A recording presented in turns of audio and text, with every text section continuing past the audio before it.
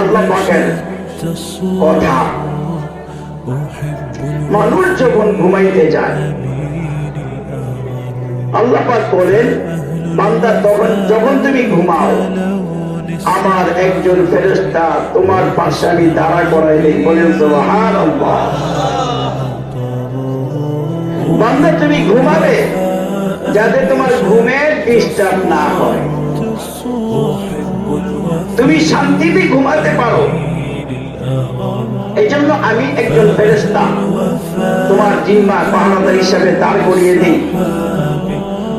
যাতে করে তোমার নাকের ভিতরে একটা পিপিলিকা ঢুকতে না পারে। বলেন সুবহানাল্লাহ। যাতে করে গর্ত থেকে একটি বিষাক্ত বিচ্ছু এসে তোমার কান দিয়ে প্রবেশ করতে না পারে। সুবহানাল্লাহ।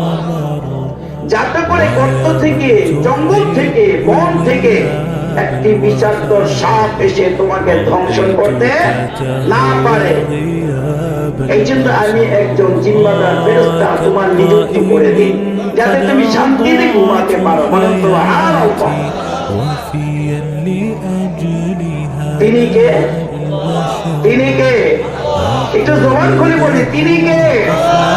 আসমানের মালিক কে? সাত জমিনের মালিক কে? আল্লাহ। আমাদের মালিক কে? ছিলাম কোথায়? আল্লাহর কাছে। আবার যাব কোথায়? আমাদের জান্নাত কোথায় বলেন তো?